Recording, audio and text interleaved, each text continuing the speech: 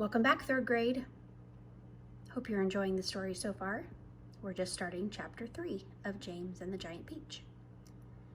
It was at this point that the first thing of all, the rather peculiar thing that led to so many other much more peculiar things, happened to him.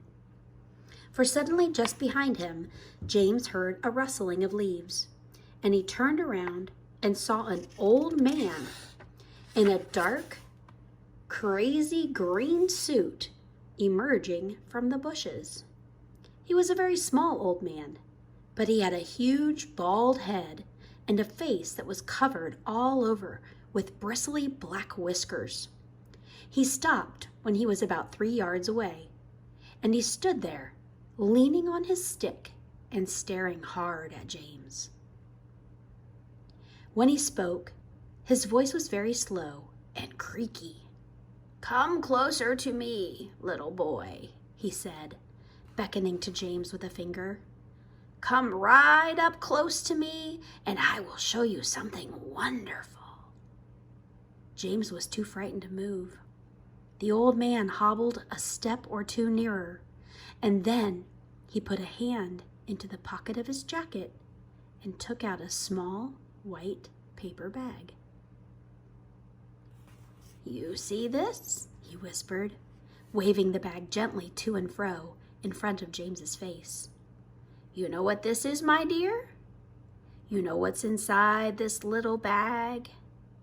Then he came still nearer, leaning forward and pushing his face so close to James that James could feel breath blowing on his cheeks.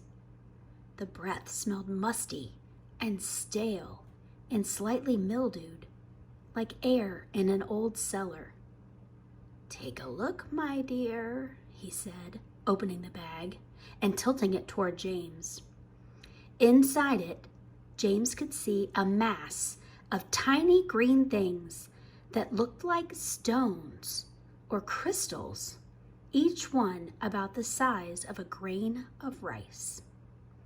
They were extraordinarily beautiful, and there was a strange brightness about them, a sort of luminous quality that made them glow and sparkle in the most wonderful way.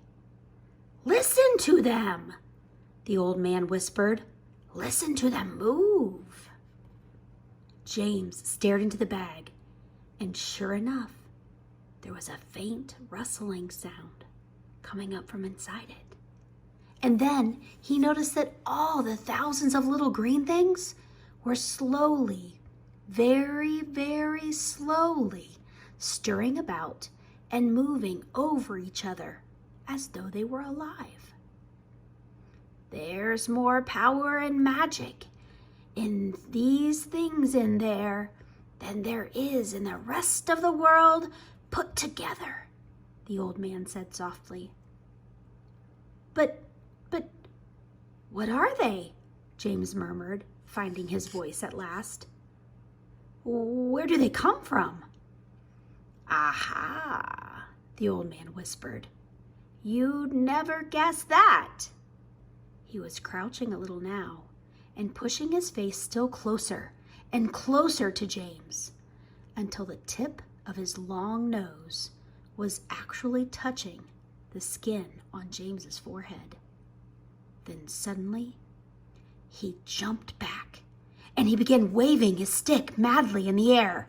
"Crocodile tongues!" he cried.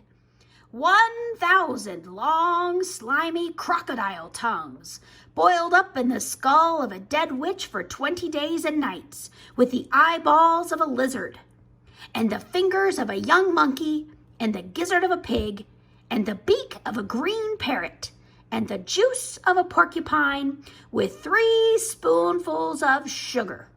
Stew for another week, and then let the moon do the rest."